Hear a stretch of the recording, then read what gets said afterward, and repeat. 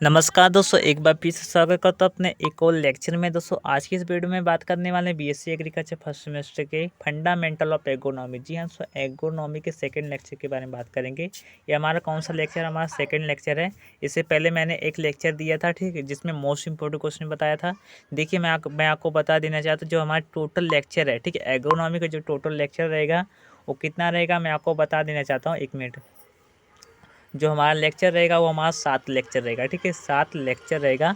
तो 7 लेक्चर्स में से मैं आपको बता देना चाहता हूँ कि 7 लेक्चर में से मोस्ट इंपॉर्टेंट जितने भी प्रीवियस ईयर के मैंने जितने भी मतलब क्वेश्चन पेपर पढ़ते हैं, ठीक है, उनमें से जो लगातार क्वेश्चन पूछ रहे हैं, ठीक है, उन्हीं लगातार क्वेश्चनों को मैं आपको बता देना चाहता हूँ कि लगातार क्वेश्चनों को मैं लेकर आया हूँ, ठीक है।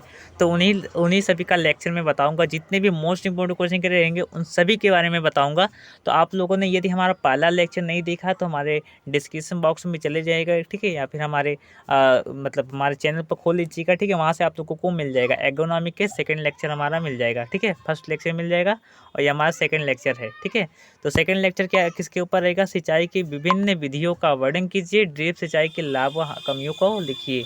ये मोस्टली मैं आपको बता देना चाहता हूँ, बहुत ही बार लगातार कई वर्षों से पूछा जा रहा है कि सिंचाई की विभिन्न विधियाँ कौन कौन सी विधियाँ होती है।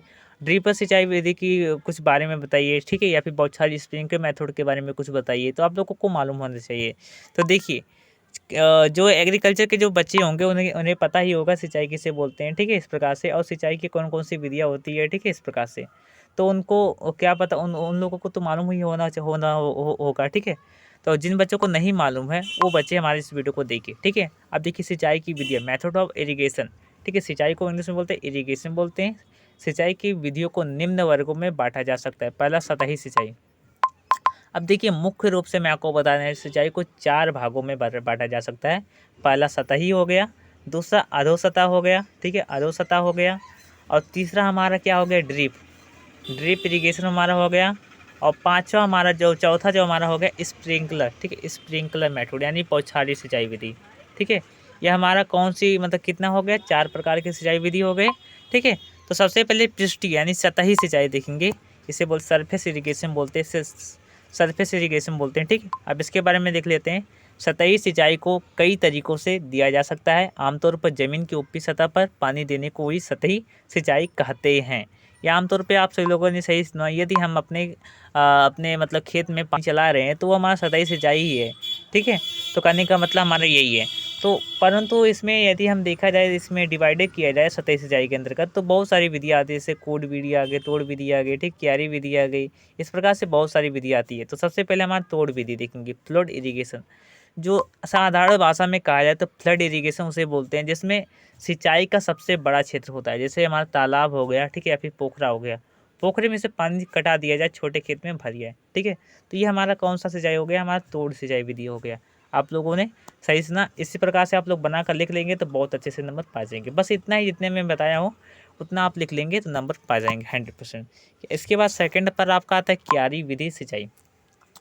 अब क्यारी विधि जो प्रयोग की जाती है, जैसे हमारा गेहूँ हो गया, ठीक है, गेहूँ में जो हम सिंचाई प्रयोग करते हैं, जैसे हमारा एक खेत है, इस प्रकार से हमारा खेत है, तो क्या करेंगे हम? इस प्रकार से हम इसे आधा डिवाइडेड कर देंगे, इस प्रकार से डिवाइड कर देंगे या फिर ऐसे बांट देंगे। तो सबसे पहले क्या करता है, क्या करते हैं, इसमें जो खाल ऊच होते हैं, सबसे पहले मुख्य बात ये हमारे देखते हैं कि गेहूँ में यदि खाल होता है तो उसमें पानी भर जाता है, तो उसमें क्या होती है, हमारा गेहूँ बर्बाद हो जाता है। परंतु क्या होता है, यदि इस प्रकार से हम नालियाँ बना लेते हैं, सॉरी नालियाँ करें, इस प्रकार से हम डिवाइड कर लेते हैं खेत में, तो क्या होता है, इसमें यदि हम पानी चला रहे हैं, सबसे पहले इसमें चलाएंगे, इसके बाद तुम इसमें चला देंगे, फिर इसी का पानी इसमें कटा देंगे, फिर इसके बाद इसमें कटा देंगे, फिर इसके बाद इसमें, इस प्रकार से इसमें, इस प्रकार से इसमें। तो इस प्रकार से हमारा क्यारी सिंचाई विधि के अंतर्गत आता है। समझ गए होंगे आप लोगों। तो इस प्रकार से थोड़ा सा देख लेते हैं। भूमि का धरातल एक ही दिशा में समतल और दूसरी दिशा में थोड़ा सा ढलान हो, भूमि की सांद्रता अच्छी हो, छिटकवा बोई की सीधी उगने वाली फसलों में अपनाते हैं। भूमि अपरदन का स्वभाव कम से कम मध्यम हो, उपलब्ध पानी का हेड अधिक हो। यह विधि सबसे अच्छी है जिसमें खेत को छोटी छोटी क्यारियों में सुगमता पूर्वक विभाजित कर सकते हैं। इसके बाद थाला विधि आती है। थाला विधि में बताया जाता है 2 विधि आती है। पहला थाला विधि आ गया, इस पर अंगूठी विधि। जो अंगूठी विधि होता है, जैसे इसे चेक बेसिन बोलते हैं। अब जो थाला विधि होता है इसे हम बागों में प्रयोग करते हैं, आप लोग ध्यान दीजिएगा। बागों में किस विधि का प्रयोग करते हैं, तो बागों में हम थाला विधि का प्रयोग करते हैं, ठीक है।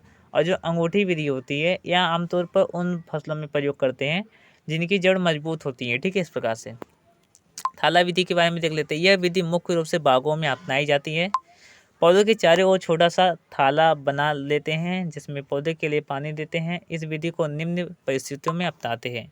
पहला, जहाँ भूमि की सतह समतल हो, भूमि की सांद्रता अधिक या कम हो, इसके बाद सीधी बढ़ने वाली हो। इसके बाद चौथा, जहाँ कम पानी देना हो तथा उपलब्ध पानी का हेड अधिक हो। इसके बाद अंगूठी विधि। अंगूठी विधि की बात करें तो रिंग मेथड। तो रिंग मेथड के बारे में देख लेते हैं। यह विधि थाला विधि का सुधारा हुआ रूप है जिसमें आमतौर पर बागवानी में प्रयोग करते, प्रायः दूर दूर लगाए जाने वाले वृक्षों जैसे आम, जामुन, कटहल आदि में अपनाते हैं। इस विधि को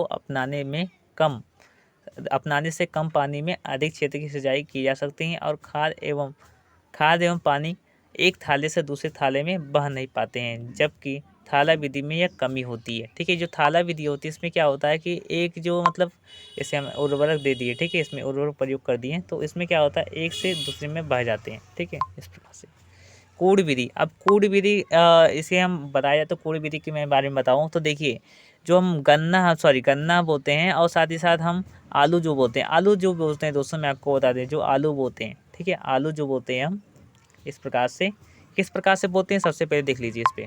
इस प्रकार से होता है ना, इस प्रकार से इसमें आलू का बीज होता है, ठीक है, इस प्रकार से प्लांट लगा हुआ होता है और इसमें हम पानी भर देते हैं, ठीक है। किसमें पानी भरते हैं, इसमें हम पानी भर देते हैं। इस प्रकार से पानी भर दिए, ठीक है, क्लियर हो गया, पानी हमारा हो गया, पानी भर गया।